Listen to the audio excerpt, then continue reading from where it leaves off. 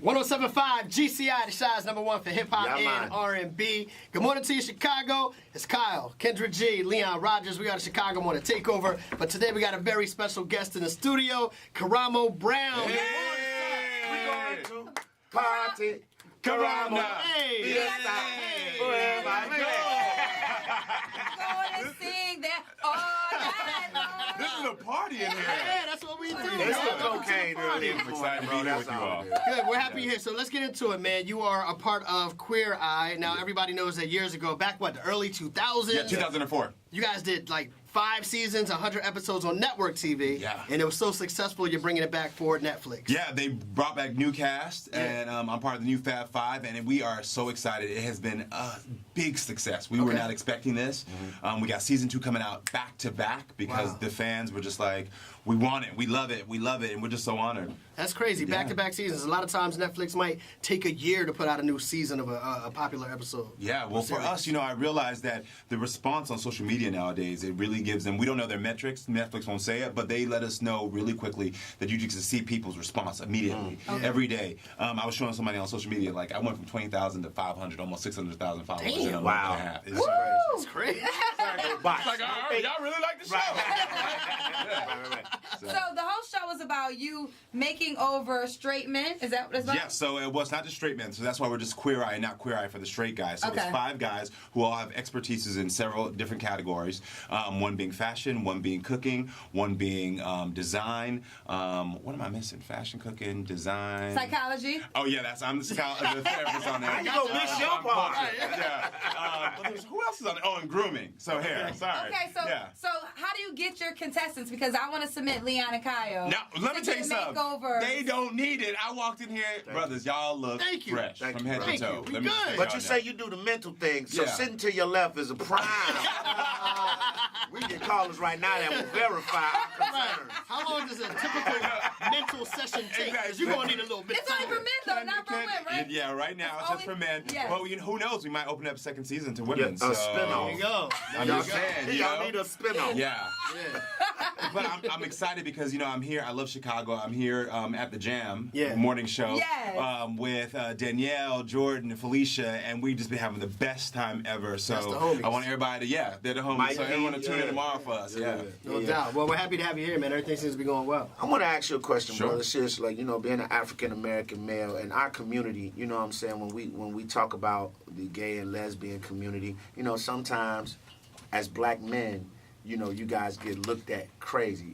You yourself, because, brother, if I didn't know you or whatever, I'm like, man, I'm kicking with this brother. He cool as hell. And he's like, Leon, I'm gay. But I still be like, he cool as hell. You know what I'm saying? Right. How do you, growing up or coming up when you discovered that you're a gay male, how did you deal with that? What are some ways you circumvented some of the hate that you might get from the African American community? First of all, I got to tell you, there's this narrative that the African American community is more homophobic than other communities, and that's just a lie. Okay. You know what I mean? I think a lot of times we like to put ourselves like we are the worst, and we are actually not the worst, especially when you look at statistics. So that's the first thing. I realized that there is a lot of love within the African American community, especially from African American women and African American men. Some of my biggest supporters and mentors have all been black. I think we focus on that 1% who's like, oh, I don't like it, and then that's all the people that become the ones that we say represent all of us. Right. Then secondly, we have to talk about the fact that there's religion, and there's the same religion that used to damn gay African Americans is the same religion that was used to keep us in slavery. And so we have to make sure that we understand the difference between religion and our relationship with God. As a man who is God-fearing, I love God, I have a relationship with Him, but I also know that this book has been used to keep my people down. So we have to make sure we're looking at that. And I think when African Americans are told, look at what you're using to damn other people and that was used to damn you, it opens up a lot of hearts and minds. And, I just always give my brothers and sisters the same respect and opportunity to go through a process that I went through. Sometimes when you don't understand or you haven't been exposed to something, you want someone to say, oh, you are wrong because you don't understand it. But it takes time to say, you know what? what? Spend some time with me. You're going to realize there's no difference between us. I'm a single father. I'm raising 2 black men in my house. And that's the same things that y'all go through trying to find love, acceptance, the same thing I'm going through. I wanted to ask you about that dynamic, though. Everything that you just mentioned as far as dealing with your sexuality and then raising your sons. Like, is that a difficult dynamic for you to deal with in your household? Hell no, I'm still dad. You know, all right? You try it, you know what I mean? You try it if you want to. Let me let you know. Yeah, you know, first of all, the key thing is that I have an amazing relationship with their mother. Even though I have full custody, I respect her and hold her up to the highest of highest standards. So in my household, there is still a black family unit, you know what I mean? Even though I'm in a relationship with another man, when they have an issue, they talk to dad and they talk to mom. Also, I graduated from a historically black university. Which one? Where'd you go to? Rattlers. Okay, I went to Hampton University. You I went to Winston-Salem State. Went to Chicago State on 95th. It was mostly black men. We love it though. You know what I mean?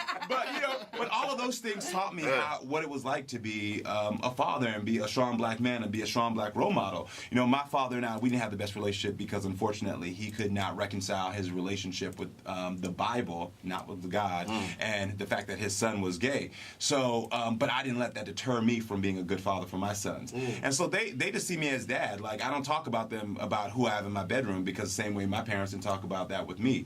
But I do equip them with enough knowledge so that if they are receiving any type of hate, that they know how to understand that that's not their battle, first of all, but also how to teach people through love and respect. You better go ahead and run for the governor. You know I'm running. I just like the fact that he's saying basically just because I may love another man does not make me less of a man. Like, I'm still a man. There's some protocol and stuff that you still live by that some men should live by. 100%. And the thing is, the real talk, when I walk through the world, I walk through the world as a black man. You know what I mean? And even those who we perceive to be more effeminate in our community or more masculine in our community based on their gender, they still walk through the world as a black person. So when the cops stop me, they don't say, well, you're gay, so, we're going to let you pass. You know, you got to pass now. Right. They're like, oh, hold on, black man, let me pull you out the car. And I have those same fears and emotions that go with that. And I think that sometimes as black people, when we just get to the core of what makes us strong. When you think about the civil rights movement, you know, Bayard Rustin was an openly gay man, and he walked with Martin Luther King and stood by his side when he gave the I Have a Dream speech. And at not one point did Martin Luther King say, well, now you can't be here, because at the end of the day, they were both black men, and they were both supporting their black women, and this is where I walk and how I walk through life. Right. I want to just say this. I always say this. Like, I have so many gay friends, and gay people to me make the world a better place. Everything you love has been created by a gay guy. Think about your favorite outfit. They beat the makeup on the face best. They pick out the best cars, the interior design in the house. I couldn't live a life without you. I really would not be able to survive. Let me tell you something. We couldn't live without you, all right? Because when I walked in here, you looked gorgeous from head to toe. I was worried because I know you like are judgmental when the outfits. No. It's a Fashion Nova dress. No, you I got some moves. Karamo, don't make our life hard when you leave. No. I'm sorry. Just don't make our life Y'all hard. have Man. You're gonna make one our of life the hard. most beautiful women in radio I've ever seen in my life. Karamo. You sure you want to be gay? Okay. I'm single. We can make this thing work. Karamo. Karamo. Y'all say gay. Don't do it. Don't do it. Stay gay. So I'm gonna have to. Chicago. Make sure you show this brother love. Karamo Brown. You can check out Queer Eye Season 2 is coming on Netflix. On Netflix, yes. All right, and you'll be on the Jam doing your thing on the Jam as well. Every morning 6 to 8 a.m. this Thursday and this Friday. Make sure you tune in. All right, there it is, man. Appreciate you stopping by. Thank you. No doubt.